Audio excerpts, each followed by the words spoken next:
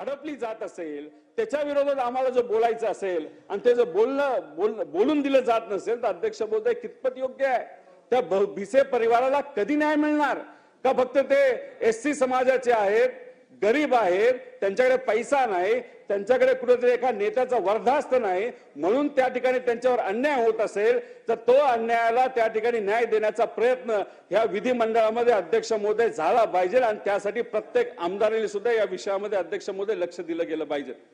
अध्यक्ष महोदय, हाच विषय मांडत असताना जर आपल्या सरकारचा पैसा आहे का आपला नसतो अध्यक्ष महोदय, हा सरकारचा सामान्य लोकांचा टॅक्सचा पैसा असतो, तो योग्य पद्धतीने वापरला गेला पाहिजे याची जबाबदारी अध्यक्ष महोदय सरकारची आहे. आणि जर आपल्याला असं कळालं असेल की तो पैसा चुकीच्या पद्धतीने वापरून करून त्याच्यामध्ये जर भ्रष्टाचार झाला असेल, मेलेल्या लोकांच्या नावावर कोविडच्या काळामध्ये जर पैसा खाल्ला गेला असेल आणि तो विषय जर पुढे आणायचा असेल तर अध्यक्ष महोदय त्याच्यावर चर्चा झाली गेली पाहिजे अध्यक्ष महोदय. कारण का शेवटी न्याय दिला गेला पाहिजे, संविधानामध्ये आपला तो हक्क आहे अध्यक्ष महोदय. ठीक आहे, मगाशी एका विषयाच्या बाबतीत बोलत असताना मुख्यमंत्री साहेबांनी माझं नाव घेतलं, सुप्रियाताईंचं नाव घेतलं.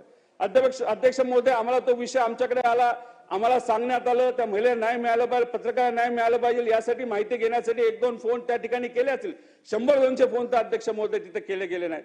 ठीक आहे, तिथे कारवाई चालली आहे, पारदर्शक पद्धतीने व्हावं, जे खरंय ते लोकांसमोर यावं अशी आमची अध्यक्ष महोदय भावना आहे.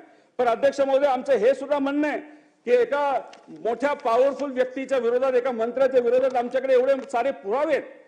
जी कारवाई तुम्ही आमच्यावर करताय, नाही तर ज्या पद्धतीने तुम्ही इन्व्हेस्टिगेशन करत आहात, हे जे गरिबाचे विषय आहेत, एका पॉवरफुल व्यक्ती मंत्र्याच्या विरोधातले, याच्याबद्दल तुम्ही बोलणार आहात का? याच्याबद्दल तुम्ही त्या ठिकाणी इन्व्हेस्टिगेशन करणार आहात का? जर खऱ्या अर्थाने या विषयावर जर इन्व्हेस्टिगेशन अध्यक्ष महोदय झाले, एवढे पुरावे असताना, तर आपण म्हणून या अधिवेशनामध्ये नाही तर या हाऊस मध्ये संविधान अजून जिवंत अध्यक्ष महोदय.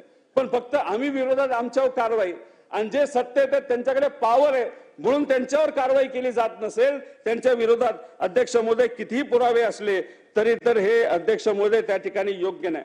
अध्यक्ष महोदय, आम्ही विषय का मांडतो? कारण का अध्यक्ष महोदय, जो महिलेचा विषय अध्यक्ष महोदय आम्ही घेतला होता, जी महिला संविधानाचा हक्क मागत आहे, स्वतःला न्याय मागत आहे, अशी ते अध्यक्ष महोदय महिला त्या ठिकाणी भांडत असताना तिच्यावर ज्या व्यक्तीने कारवाई केली, जो अधिकारी आहे देवकर नावाचा, अध्यक्ष महोदय त्या देवकर अधिकाऱ्यावर संविधानाचाच हक्क आहे अध्यक्ष महोदय. अध्यक्ष महोदय, आता अनेक लोक बोलले अध्यक्ष महोदय, आता त्या पोलीस अध्यक्ष महोदय त्या पोलीस अधिकाऱ्यावर, अध्यक्ष महोदय त्या पोलीस अधिकाऱ्यावर प्रॉस्टिट्यूशनचे तस्किरीचे त्या ठिकाणी अध्यक्ष महोदय गुन्हे आहेत. त्याच्याच बरोबर पुण्यामध्ये एक गुन्हा दाखल आहे ज्याच्यामध्ये अध्यक्ष महोदय असं सांगण्यात आलंय की त्यांनी एका लोकांना प्रेरित केलं तिथं त्या ठिकाणी आत्महत्या करायला. तर हा अधिकारी जर महिलांच्या विरोधातले गुन्हे त्या अधिकाऱ्यांवर असेल आणि तोच अधिकारी जर इन्व्हेस्टिगेशन ऑफिसर म्हणून असेल तर त्या महिलेवर तिथं न्याय कसा मिळणार अध्यक्ष महोदय? तर अध्यक्ष महोदय आम्ही संविधानावर बोलतोय, आम्ही गरिबाच्या हक्कावर अध्यक्ष महोदय त्या ठिकाणी बोलतोय. अध्यक्ष महोदय, आमचं फक्त एवढंच मत आहे की अध्यक्ष महोदय, जो गरीब माणूस त्या ठिकाणी बसलेला आहे, जी महिला अध्यक्ष महोदय त्या ठिकाणी आहे, तिला संविधानाने न्याय देण्याची. अध्यक्ष महोदय बोला ना, सांगितलं ना बोला, सांगितलं ना बोलायला लावलं त्यांना.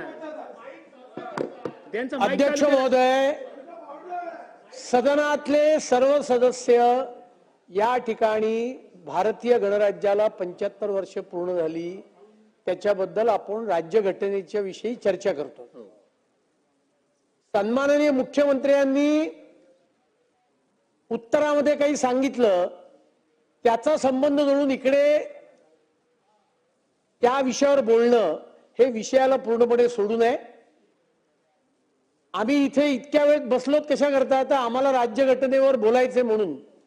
आणि तुम्ही एकतर ते रेकॉर्डवरनं काढून टाका आणि त्यांना सांगा भारतीय राज्यघटनेवर त्यांना जेवढी वेळ असेल तेवढ्यावर त्यांना बोलू द्यावं. हे काढून टाका तुम्ही. कसं काय? राज्याचे मुख्यमंत्री काही बोललेत आणि राईट ऑफ रिप्लाय या ठिकाणी राज्यघटनेवर बोला. लोकशाही मराठी ऐका, पहा, जागरूक रहा.